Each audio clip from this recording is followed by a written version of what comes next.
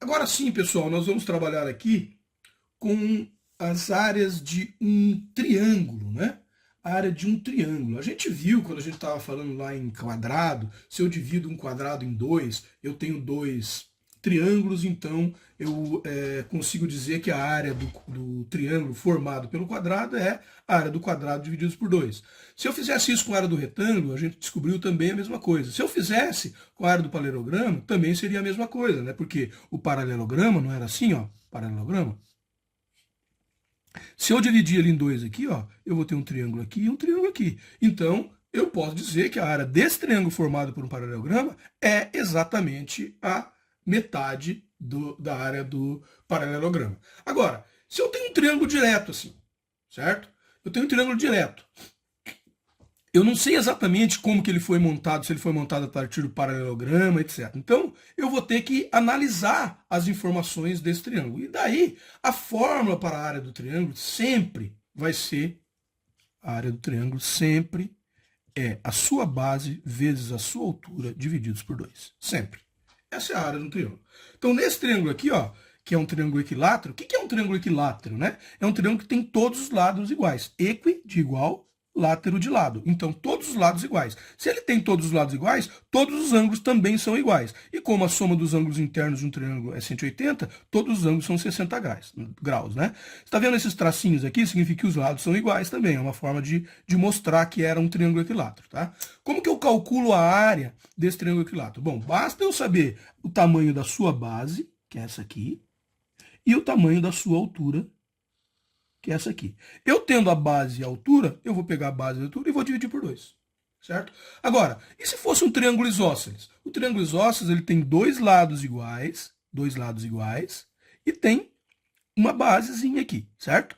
Essa outra base, o lado é diferente. Se o lado é diferente, mas como eu tenho essas duas bases iguais, esses dois ângulos aqui, ó, são iguais. Esse aqui é um outro ângulo, né? De tal forma que se eu somar esses três ângulos vai dar 180. Então, se eu tiver um triângulo isósceles e souber um dos ângulos deles aqui, desses que são iguais, eu já vou poder calcular isso aqui, porque eu sei que a soma dos ângulos internos é 180, então eu conseguiria achar esse outro ângulo aqui. Mas aqui não é nosso objetivo trabalhar com ângulos, né? Só estou aproveitando a figura aqui para a gente falar sobre isso.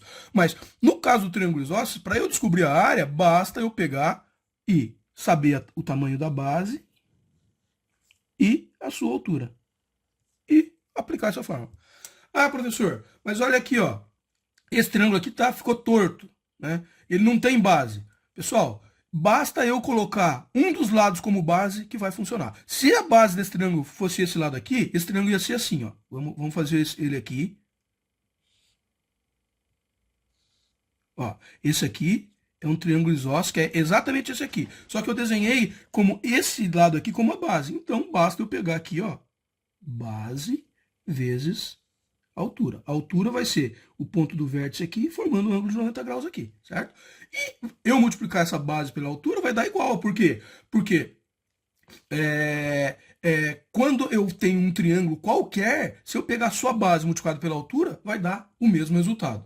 Não importa o jeito que a figura tá. Se eu coloco a figura sendo essa base aqui, não teria problema, né? É a mesma coisa aqui, ó, o escaleno, né? O escaleno é a base vezes a altura, ó. Então aqui, ó, essa aqui é a base. E qual que é a altura desse escaleno aqui? É esse vértice aqui até aqui, ó, formando 90 graus, certo? Essa aqui é a altura desse triângulo, certo?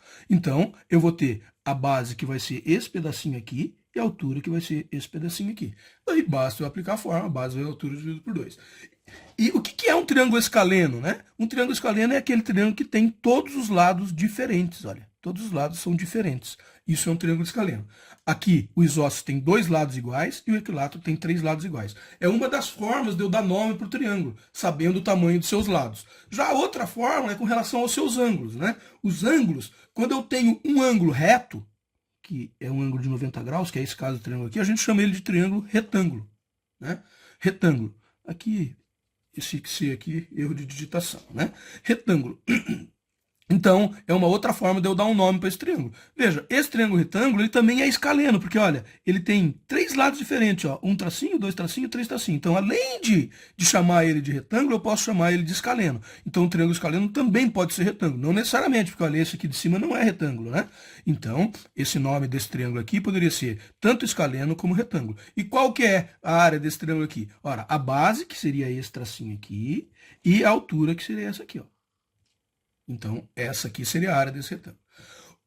O obtusângulo, né, é aquele que tem um dos ângulos maior do que 90. Então, ó, esse ângulo aqui é maior do que 90 graus.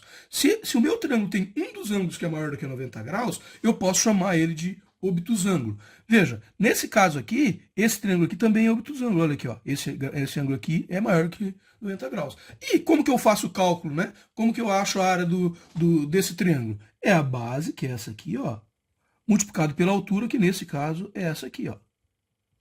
Eu faço como se eu tivesse uma continuação desse segmento de reta e faço um ângulo de 90 graus aqui. Daí eu achei a base e a altura, basta eu aplicar a fórmula, né?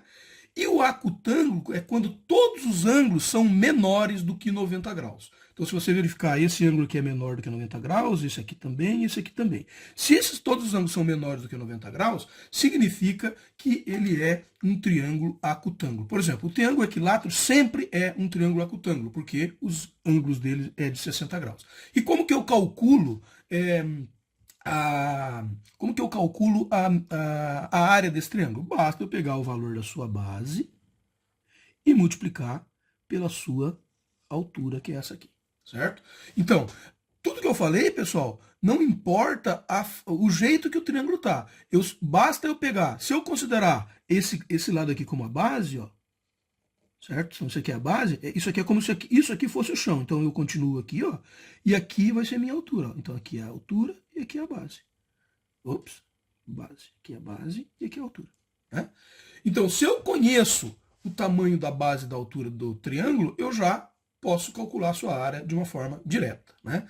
Vamos supor aqui, por exemplo, ó, que eu tivesse um triângulo que aqui fosse 10, aqui fosse 8 e aqui fosse 7. Eu nem sei se esse triângulo é um triângulo que dá certo, né? Porque